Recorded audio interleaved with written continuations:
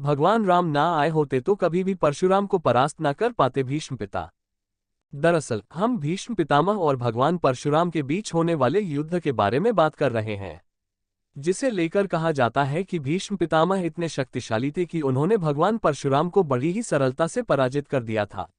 आज हम उसी की कलई खोलेंगे, परंतु इसे समझने से पूर्व हमें भगवान श्रीराम और परशुराम के बीच होने वाले संवाद के बारे में जानना आवश्यक है, क्योंकि इसे जाने बिना भीष्म पितामह और भगवान परशुराम के बीच होने वाले तथाकथित युद्ध को समझना संभव नहीं है। भगवान परशुराम और भीष्म पितामह युद्ध, यहाँ समझिए पूरी कहानी। प्रभु श्रीराम और परशुराम के बीच होने वाले संवाद की कथा माता सीता के स्वयंवर से आरंभ होती है। भगवान राम जब स्वयंवर में शिव धनुष अजगव को उठाते हैं तो उसकी प्रत्यंचा टूट जाती है और ध्वनि महेंद्र पर्वत पर तपस्या में लीन परशुराम तक पहुंचती है।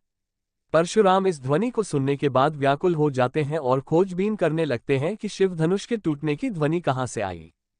दूसरी ओर भगवान राम अपने पिता राजा दशरथ, अपनी धर्मपत्नी माता सीता और अपने तीनों भाइयों और उनकी पत्नियों के साथ मिथिला से जा रहे होते हैं। तभी क्रोधित भगवान परशुराम मिथिला में प्रवेश करते हैं और अयोध्या जाने वाले दल को रोकते हुए अपने रौद्र रूप और आग्नेय नेत्रों से पूछते हैं, किसने धनुष को तोड़ने का दुस्साहस किया।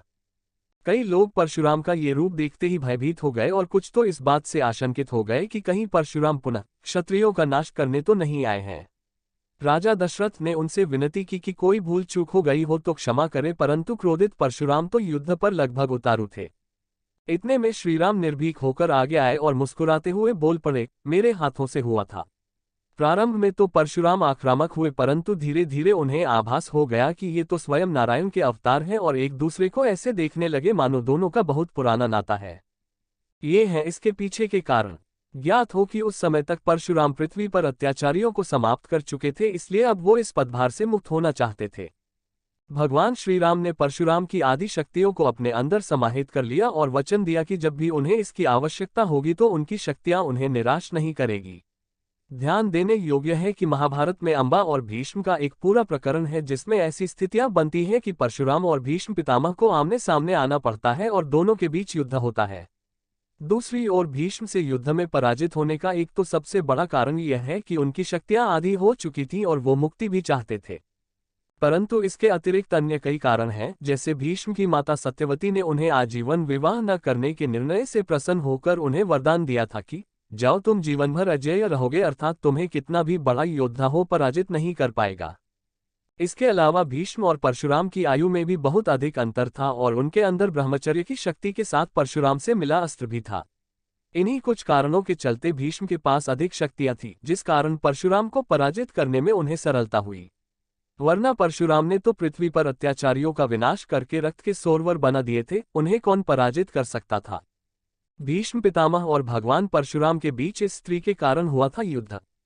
महाभारत के मुख्य पात्रों में से एक भीष्म पितामह है। भीष्म पितामह अपनी प्रतिज्ञा के लिए संसार में जाने जाते हैं।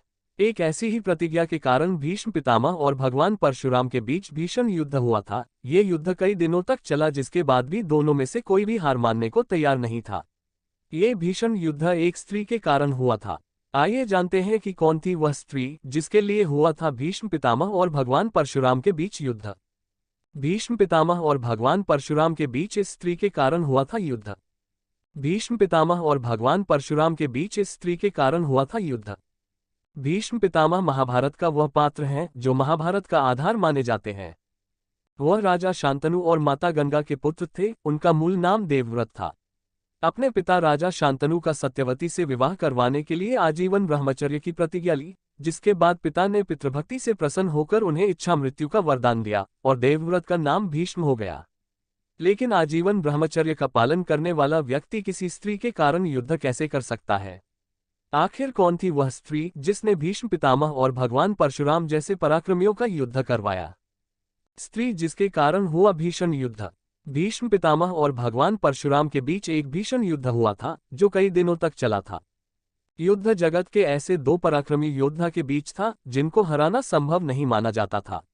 महाभारत के अनुसार इस युद्ध का कारण एक स्त्री थी, जिसके चलते भीष्म ने अपने ही गुरु से युद्ध किया था। उस स्त्री का नाम था अंबा। ये काशीराज की पुत्री थी।